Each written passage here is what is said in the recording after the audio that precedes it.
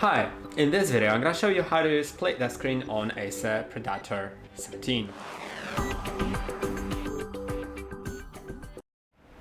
You can split the screen in various ways, and all you need to do is open at least 2 apps, but up to 4, and I'm going to open maybe just 2 windows of File Explorer, but of course there can be different apps, and yeah, let's open another one. Then you can simply start dragging it and slide it all the way to the right or all the way to the left, release, and then it will ask you what to put on the left or on the other side.